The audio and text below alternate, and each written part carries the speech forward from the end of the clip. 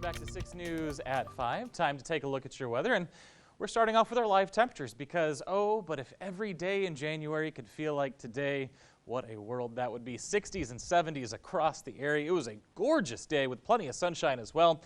And I know what you're thinking. You're thinking, Matt, you said there was a cold front coming through that was going to wreck all this. And there is, and it is making its way through. You can see a little bit cooler in Hillsboro right now at 66. Take a look at our winds. You can see exactly where that front is making its way through parts of central Texas, kind of veering right along I-35 down towards I-14 there and then back to the west. So that's what's happening right now. Now, it's going to be a minute before that real surge of Arctic air makes its way through.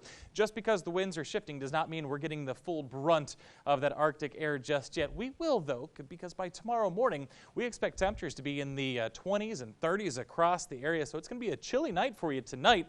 28 in Waco, 30 in Marlin, right at freezing in Cameron, 30 in Temple, 29 in Killeen by the time you wake up. And of course, the winds moving in with that cold front are not going to do us any favors as wind chill values decided they didn't want to show up. But I'll tell you right now, they're going to be in the teens to lower 20s by tomorrow morning. Sometimes our weather system does things, and I don't quite understand why it does. But hey, let's take a look at the rest of the weekend while we're at it. 30 for tomorrow morning.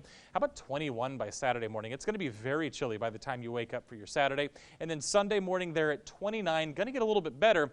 And that's a little harbinger of things to come because by the time we're out of the weekend, we're out of the cold weather as well. The problem is those daytime temperatures are not going to be very warm either. 41 for tomorrow, 42 for your Saturday, same there on Sunday. And take a look, I've put our average high on there, 62. We're going to be 20 degrees below normal for this weekend. The good news, though, of course, those numbers you're looking at right now being above freezing. We will jump above freezing every single day. So this Arctic blast is not going to be nearly the same as the last Arctic blast. So let's stop talking about cold weather now. Let's talk about something else. This is our current drought monitor. Of course, it's released on Thursdays, and I'll always show it to you on Thursdays, time permitting, of course. And if you look right now, most of us not in a drought stage. Again, abnormally dry. That is not technically a drought stage, but we do have several areas kind of in that level 1 stage, and then Georgetown, they're under extreme drought. So keeping that in mind, we have plenty of rain to help us knock this out as we head through next week. Let's take a look here. Starts as early as Sunday evening, moving in from the west, about a 20% chance for your Sunday. Moving into Monday, a much larger coverage. And take a look at the timestamp. That's 4:30 a.m. We're expecting that rain to be in by your morning drive on Monday, unfortunately. It will make for a wet commute as you're heading off to work.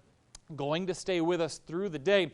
Now remember, this is a long-range model. Our longer-range models are lower resolution. We're not necessarily expecting wide coverages of rain. We are looking at about a 70% coverage though, but it's going to come in waves throughout the day. Get a little bit of a break as we head through late Monday night into Tuesday. But then by Tuesday evening into Wednesday, we bring the rain back into the forecast and it stays with us, those chances into Thursday as well. So if we're talking 4 or 5 days of rain chances, of course, rain totals could be anywhere from an inch, possibly in our western communities, up to 4 inches as you head towards the Brazos Valley. But of course, that's over the course of 5 days. So our flood threat right now is low. Here's a look at your 7-day forecast. While the rain is moving through next week, those temperatures will stay very pleasant for us. Yeah, it'll be a cool rain, but the 60s, we'll take that after the last week that we've had with the cold temperatures.